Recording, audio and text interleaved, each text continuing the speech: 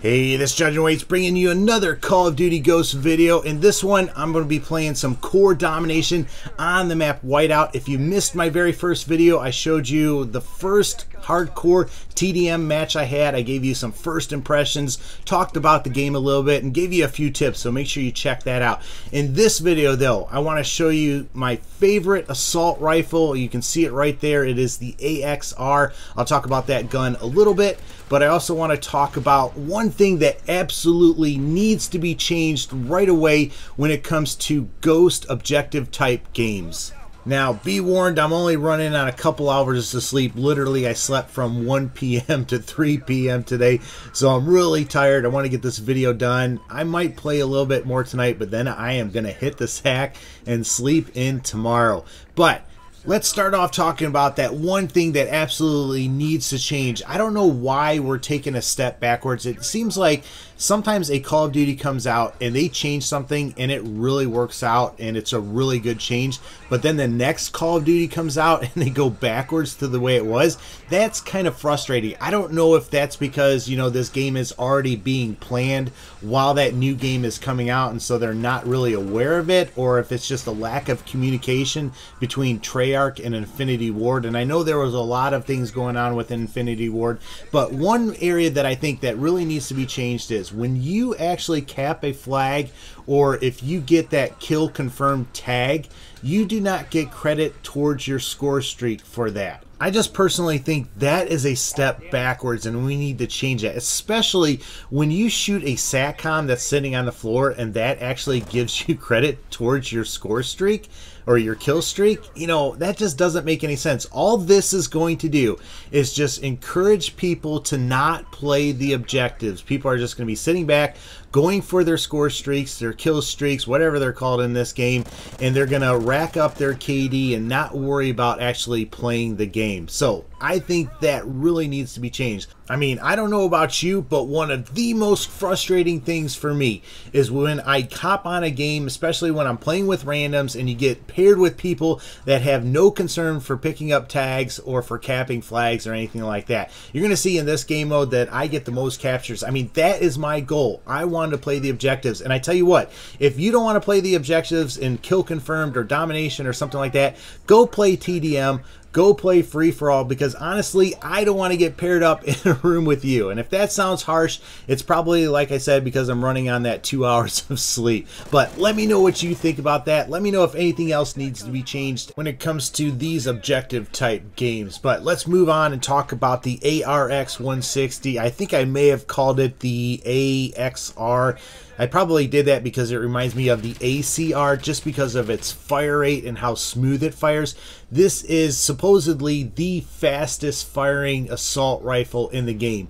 And one thing that's really cool, actually there's two things that are really cool about this gun, is that it comes built in with a laser. So not only is this gun going to be great at range, but it's also going to be pretty darn good when it comes to hip firing up close. So the only thing that I think you need to add to this weapon when you're playing core game modes is a suppressor. That way you do not show up on that mini map. Now, I said two things are really cool about this weapon, you know, the first one being the laser.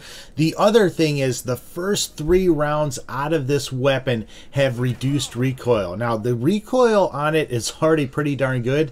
I think it even gets better when you add the suppressor, but with that also buff of having the first 3 rounds come up at a reduced recoil, it even gets even better. So far this is one of my favorite assault rifles in the game, and it might be the best assault rifle in the game.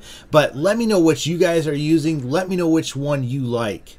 Now, I wanted to finish off this video giving you some helpful advice when it comes to core domination. I know a lot of you guys play this and you probably know a heck of a lot more than I do, but just in case you're new to Call of Duty, I wanted to kind of help you out. Now, let's talk about your class.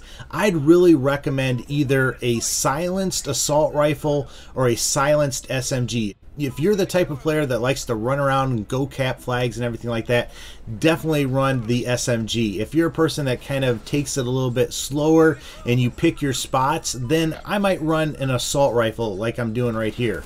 Of course, you know, you have other options like light machine guns and sniper rifles. I'd probably stay away from the sniper rifle unless you have prior Call of Duty experience, just because there's a little bit of a learning curve with it. But starting off, definitely run an SMG or an assault rifle, run it silenced. That way you can go cap a flag, get some kills in the enemy spawn, and hopefully stay undetected.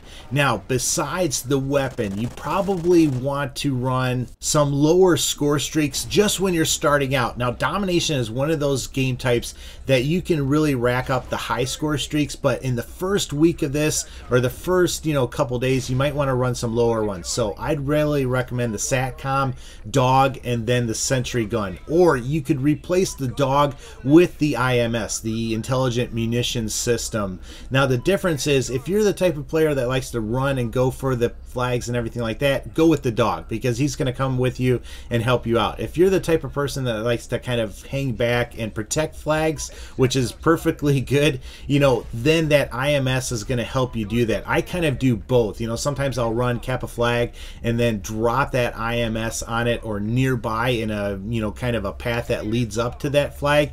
And I tell you what, a lot of people still aren't used to that, and you can get a lot of kills with that. So I definitely recommend that. As far as perks, I'm really going to stay away from that right now, just because this game is new and you probably do not have a lot of perks actually unlocked for this. So we'll talk about that in a later video. I don't know about you, but man, it has taken a long time to actually get through the ranks in this Call of Duty. I mean, normally I can get to level like 30 the first night, but I'm still, I think I'm under 20 still. So, but let me know what you think about this. If you got any questions or comments, I would really appreciate some feedback. If this video helped you out, or if you liked it, I would really appreciate it if you give it a thumbs up. But as always, guys, take care and God bless.